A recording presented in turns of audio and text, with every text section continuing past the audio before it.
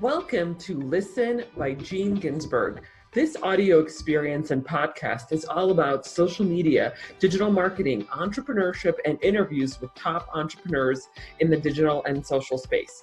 I am your host, Gene Ginsberg, digital marketing expert, #1 best-selling author, and award-winning entrepreneur. I will be sharing with you strategies, tips, and tactics on how to grow your business and your social media following. Thanks for listening. Hi everyone, Gene Ginsberg here. Welcome to another episode of Listen by Gene Ginsberg. And I'm very excited. We have a special guest today, Charles, or Chuck, as you go by Chuck. Chuck, how's it going? Well, actually, I'm doing very well. I've had a pleasant summer, and I've enjoyed all of our previous conversations, so it's quite an honor and a pleasure to be speaking with you today. Yeah, we met through LinkedIn, actually. I was just going back through my mental notes. I was like, LinkedIn, and had, a couple conversations. So thanks for being here. And first question I always ask our audience, our guests are, tell us about your background. Ooh, where to start? Well, I currently live in Barcelona, Spain, and I've been here about 18 years. But I grew up in a small farming village about 2 hours west of Chicago. And I guess that's kind of relevant because when you grow up in a rural farming area, you learn to be quite resourceful at a very young age because you have to solve all your own problems. There's just nobody around to help you. And it turns out that problem solving is what I love most as an adult, but specifically solving business problems by applying new business models and innovative technology. And I suppose today we would call those people entrepreneurs, but I didn't learn that word until 15 or 16 years ago. And by then I'd already started 4 or 5 companies, and Currency Alliance, which is my current company, is the 12th company that I've started. So I guess I'm a serial entrepreneur, but always focused on solving business problems. Okay. So tell us about the current company, Currency Alliance, and what kind of business problem are you solving with this company? Yeah, that's an interesting question. It was about 6.5 years ago that I was between companies, and I was hired as a freelance consultant to work for a company called AIMIA, AIMIA, which at that time was one of the largest operators of loyalty programs in the world. They were running the Aeroplan program for Air Canada, the Aero Mexico program for Aero Mexico, Nectar, which was the largest loyalty program in the UK, Travel Club here in Spain, the Air Asia loyalty program, and a few others. And they had hired me because at that time I was a bit of an expert on travel product distribution. And when people collect a lot of points in a loyalty program, they want to redeem for aspirational travel experiences. And so they had hired me to help them add travel products into the redemption catalogs for their various loyalty programs. But during the 6 or 7 months I was working with them, I basically learned how these intermediaries are extracting way too much profit and margin from the loyalty ecosystem, which means that many of the customers just aren't benefiting as much as they can. And so in 2015, I started studying the loyalty industry because I thought there was a significant disruption opportunity. And I came to the conclusion that there are really fundamentally 2 problems in loyalty marketing. The first one is that if you're a frequent business traveler, you tend to benefit nicely from loyalty programs because of your frequency. You can choose to fly in the same airline most of the time, stay in the same hotel group. Your employer or your client is typically paying the travel expense, but you get to keep the points and use them however you want. So you get upgrades and free flights and free hotel rooms, and life is fantastic. The problem with that is 98% of the people do not travel very often. And what tends to happen with them is they'll join 10 or 20 or even 30 different loyalty programs in their local community. But because they just can't spend enough money with any one brand to accumulate a lot of points in one program, they end up with a tiny number of points spread across dozens of programs. And that degree of fragmentation means that they have low perceived utility for the points or miles in most of those programs. And so they're really not engaged. And the second problem is most retailers might have 20%, sometimes 25% of their total customers active in the loyalty program. And those are, again, the frequent customers who expect to benefit from rewards. But the vast majority of their customers, they have no idea who they are, and they're just not frequent enough shoppers to ever bother joining the loyalty program. And so we created Currency Alliance based on the vision that if you wanted to get 50 or 60 or even 70% of your customers active in the loyalty program, you either had to offer them the loyalty points they really want, which might be points from an airline like United Airlines or Marriott Hotels or some other loyalty program, or you needed to enable your loyalty points to have more spendability, basically to give the customers more freedom to redeem points, even if they only had 1,000 or 5,000 points. But at that time, there was no payment network or infrastructure in place to enable brands to collaborate with loyalty currencies, or basically, complete transactions between brands. And so we built a software as a service platform that makes any type of accrual or exchange or redemption transaction with loyalty currencies simple and low cost, much like Stripe or Adyen or even MasterCard or Visa enable transactions with credit cards and fiat currencies.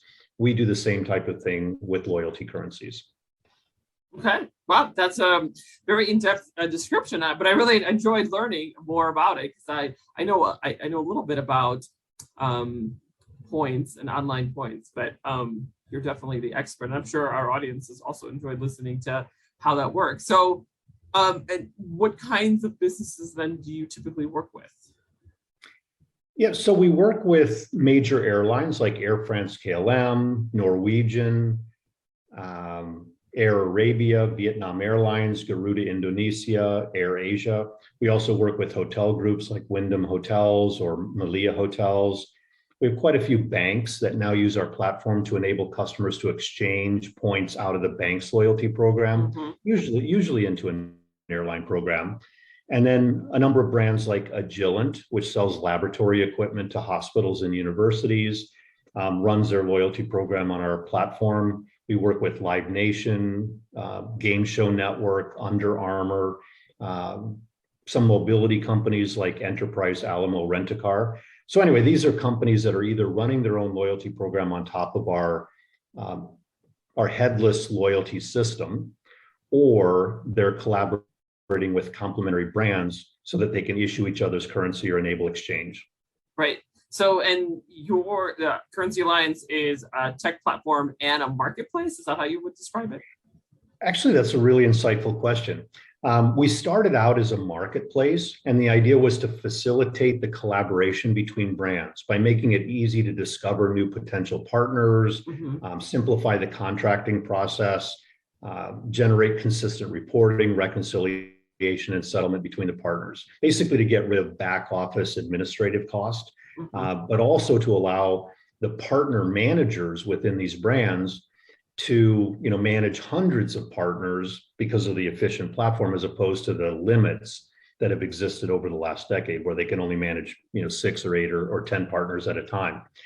But because we had built our system as a series of microservices to manage the points bank or the rules engine or the redemption catalog, and everything was API driven, we effectively became a headless loyalty system, or API first loyalty system, where now brands are building entirely customized loyalty solutions on top of our API.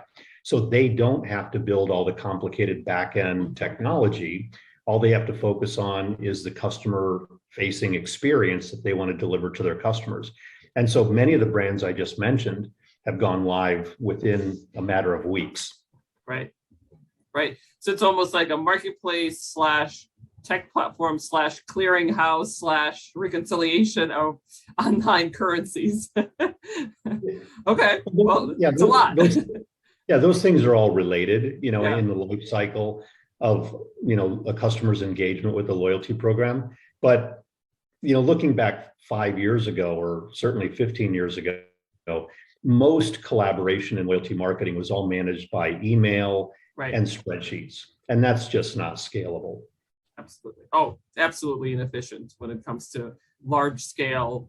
Yeah, I mean, currency points that are being traded, on a regular, daily, hourly basis. So absolutely.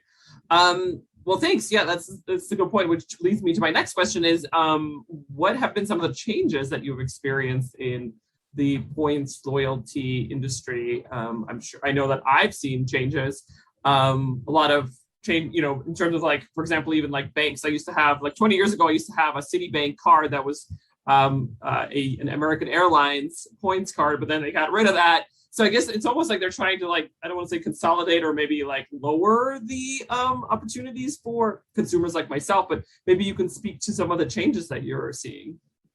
Yeah, that's a good question.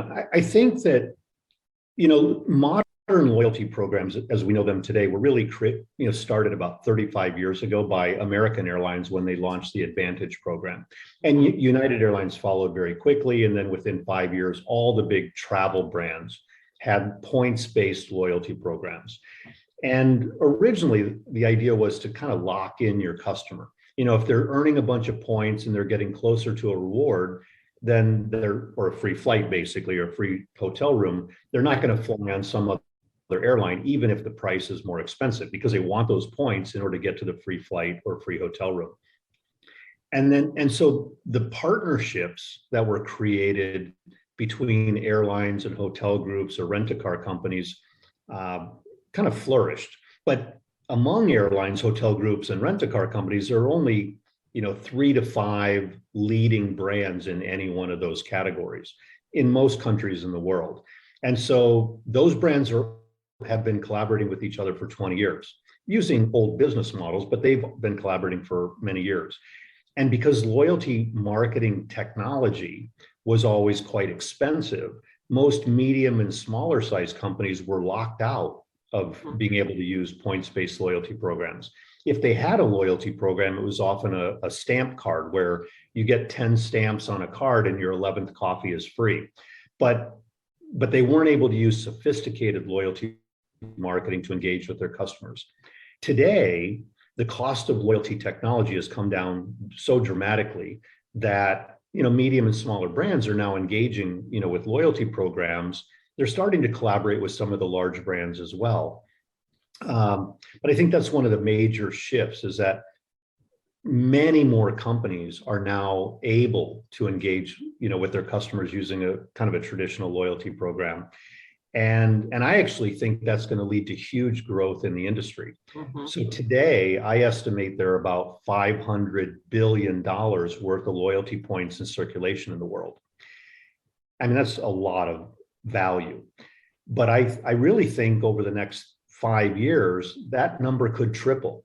And the reason is because, the 500 billion in loyalty points today is represented by maybe 20,000 companies in the world that are big enough to have sophisticated loyalty programs. But now that millions of medium and smaller companies can have loyalty programs, I think there'll be a lot more points that are issued. And the question will be, do each of these medium and smaller brands only issue their own loyalty currency, or do they just issue whatever points or miles their customers already want? And we're betting that it'll be a combination of the two, but that in order to, be appealing to the mid-tail and longer tail customer, sort of the less frequent customer, they'll give customers choice, which could be their own loyalty currency or somebody else's. And we're indifferent about which loyalty currency they offer. We just process the transactions. Right. So if I were, or a business, maybe a small, medium-sized business who's interested in starting a loyalty program, let's say for my brand, what would be some of the recommendations that you would make? Well, I do think that each brand should have its own loyalty program, because you want the customer to opt in to your loyalty program, which under GDPR, which is the General Data Protection Regulations in Europe, or under the California or Virginia, or personal privacy protection regulations in the United States. And we should anticipate that most other states will embrace those also. You need the customer to give you permission to collect their data, analyze their data, and send messages and offers to those customers.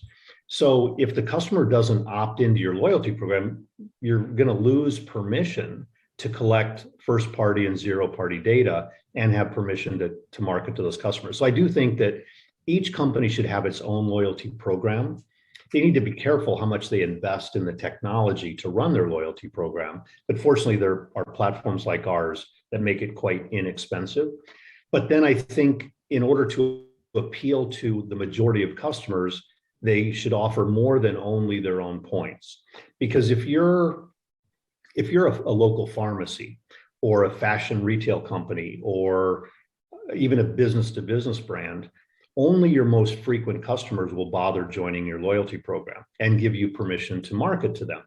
Right. So if you really want the mid-tail and longer tail customer to also join, you're going to have to give them, the ability to exchange their points into Marriott or United Airlines, or you're going to have to give them the ability to exchange their points for gift cards from brands that are not competitive to your own, possibly allow them to exchange their points into carbon offsets or digital game time, with popular digital games. You need to give your customers choice, because if they can get to those rewards faster, then they're going to want to shop with you more often. So that it increases frequency, typically increases basket size, and builds loyalty, so that those customers, become, fans of your business and want to recommend that their friends and neighbors also do business with you. Right.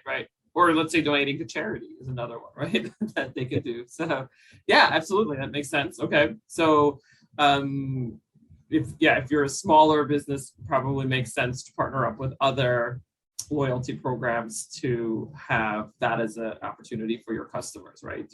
Yeah, and I think that's also related to frequency, because if you're an individual grocery store chain, you may still have very high frequency with your customers because they shop with you every 1 or 2 weeks.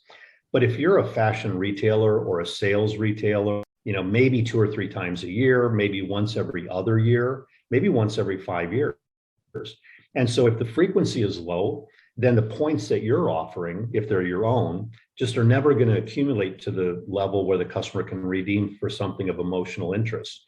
And so you probably do need to consider collaborating with some other brand where their points are more aspirational to let the customer redeem for experiences.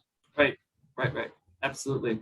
So as we're talking now, we're about 1.5 years into the pandemic. And how has your business, or maybe the clients that you work with, how's things changed since, let's say, March of 2020?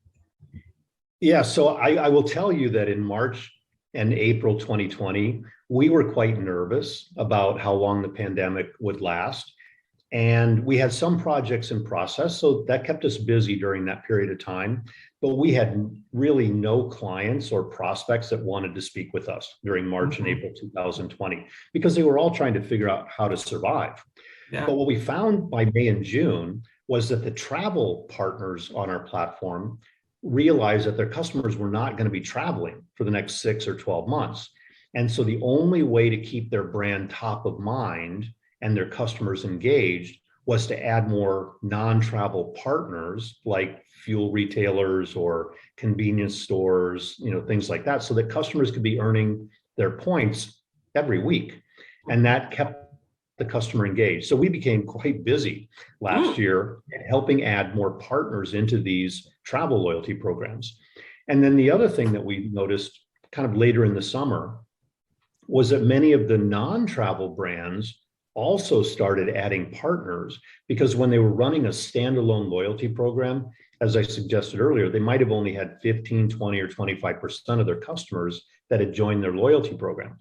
And under COVID, they had no way to communicate to the other 75 or 80% of their customers that they were open for business, whether they had curbside pickup or, whatever their, COVID security measures were. They had just had no ability to communicate with those people. And so they also started adding partners, because when you have 2 or 3 or 10 or 20 complementary brands all collaborating together in a common loyalty scheme, then customers are much more ready to join, because they're going to earn points a lot faster and get to rewards a lot faster. And so even the non-travel brands started adding more partners to make their loyalty program more attractive, so customers would opt in, and then they had the ability to market to those people. Okay. Wow. So, I mean, definitely a lot of changes. I mean, also definitely positive, right?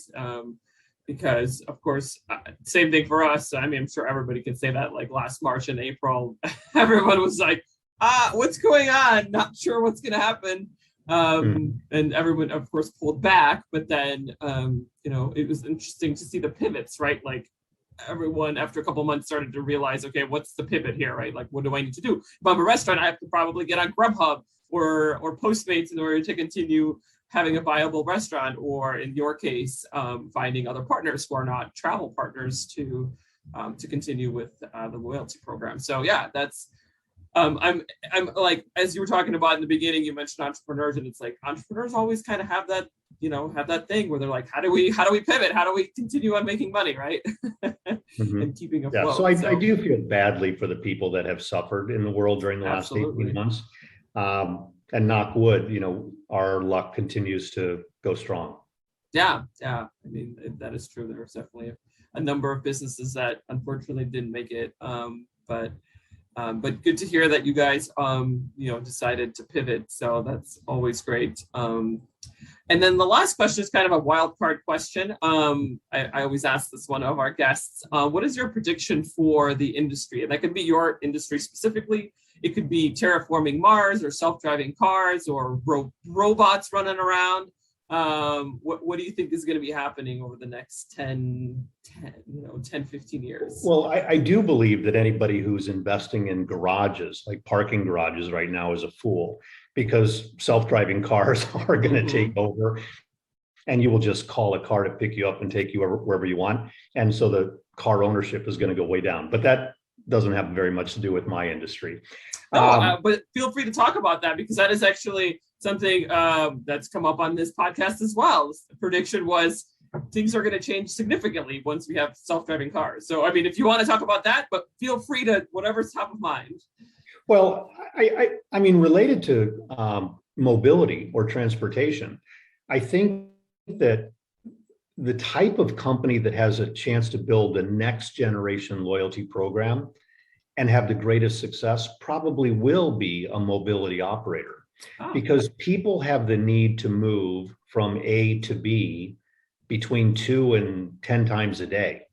And so your frequency with a mobility operator, or like an app that tells you, where you are, where you need to go, whether there are buses, trains, cars, taxis, bicycles available to get you to your destination, and you can choose the mode of transportation that's most efficient for you.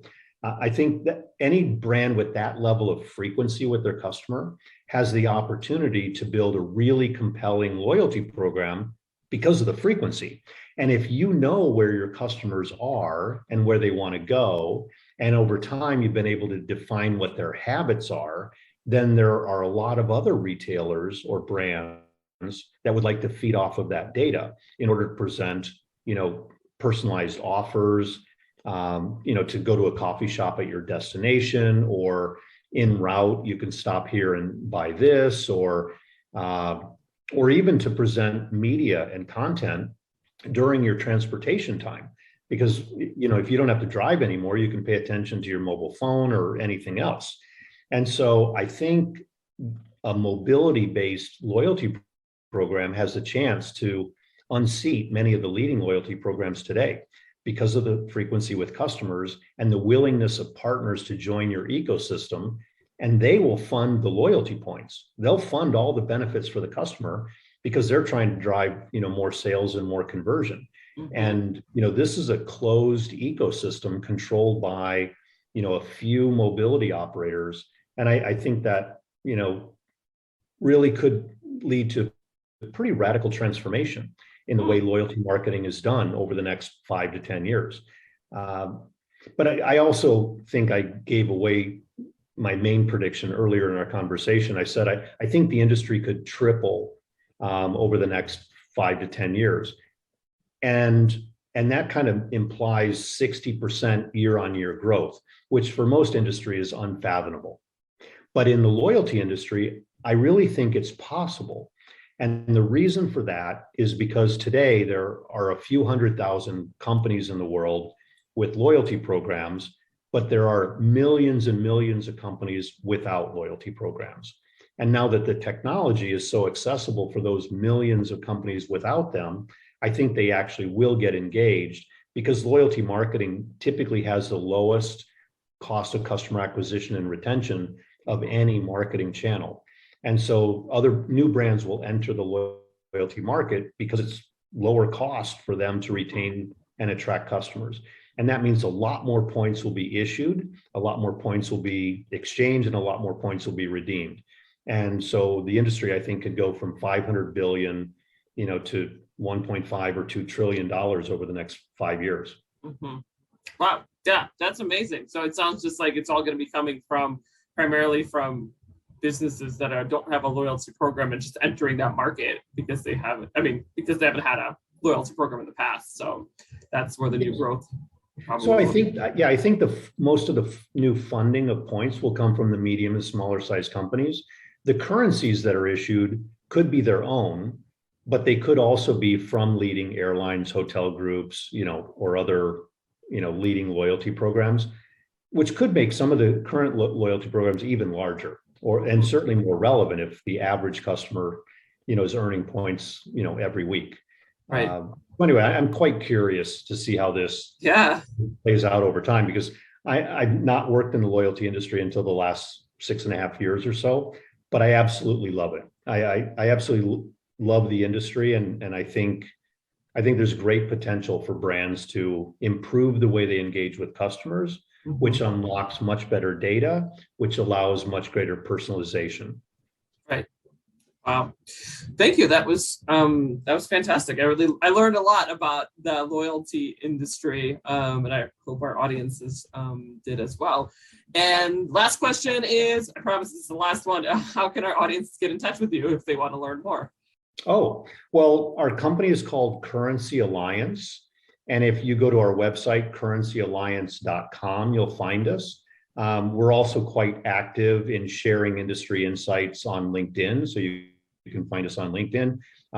We use Twitter a little bit, and other social channels. But the easiest way to reach us is come to our website, send a contact us message to us, or contact us through LinkedIn, and we'll respond right away, because as an early stage company, we need to be extremely responsive to customers, just like every other business, but we actually live that mantra. Awesome. Thank you so much, Chuck Ehredt. Thank you for being here, and I love talking about this conversation.